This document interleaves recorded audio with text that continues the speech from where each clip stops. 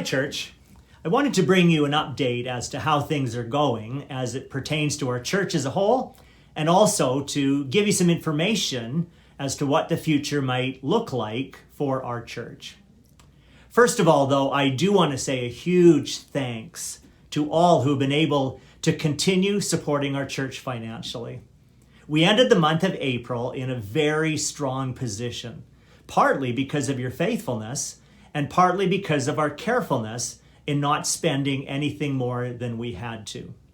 In regards to that, as you're aware, our administrative assistant, Emma Gunter, has moved along with her husband to the town of Whitecourt to be part of their pastoral staff.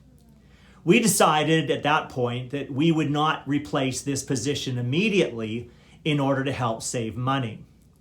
Our thought right now is that we might hire somebody in a part-time capacity for the months of July and August, eventually getting back to a full-time position sometime in the fall. Let me say something about our online services as well. A huge thanks to a great team of singers and technicians who each week bring us our 3 services.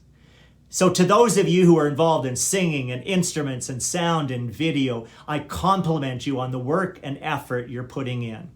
I just received an email today from someone who's not even part of our church who said that the quality of our services was good. I have to admit that it took a little while to get used to preaching in a totally empty building. I think each of our pastors, and probably our worship team as well, feels the same way.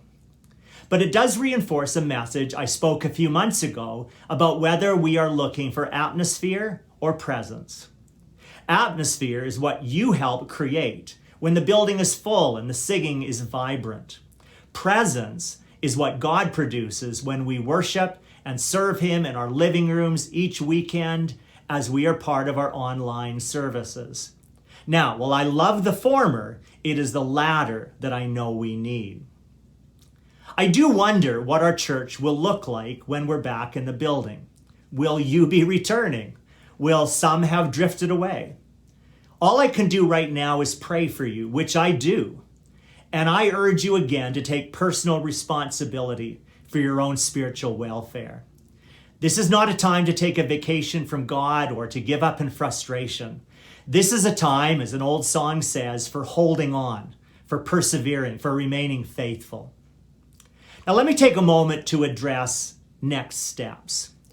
The province announced a week ago that churches could start opening again with no more than 50 people in the building. Along with that came certain restrictions such as no singing, social distancing, no children's programs, and some other rules as well.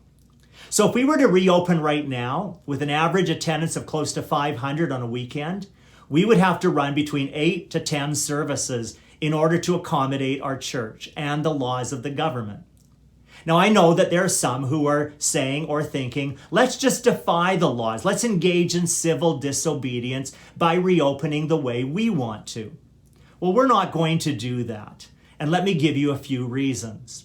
Some churches have opened too early and people have died, including, in at least a couple of instances, the pastor.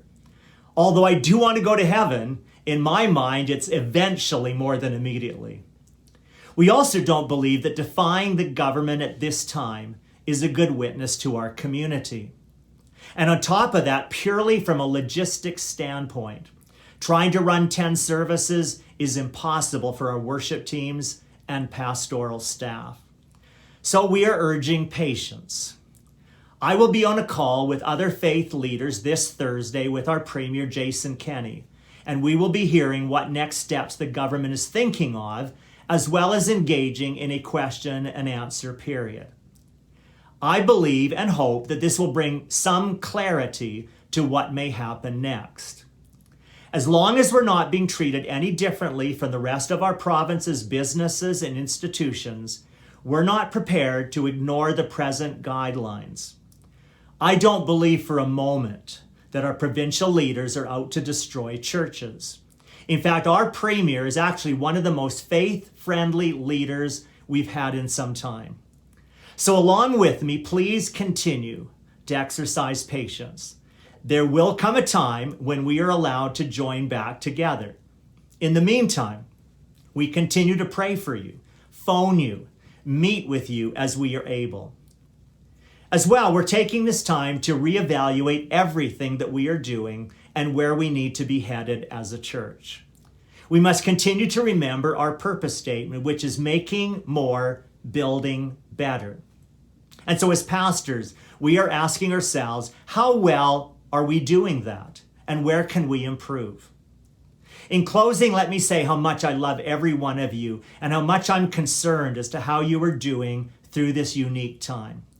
Please always feel free to phone me with any needs you may have, or just to talk for a few minutes, or to ask any questions you may have. We are here for you. I believe you are still the best church in the country, and I am proud of how you have been able to handle this difficult time. May the presence of Jesus, our Savior, rest upon you and your household.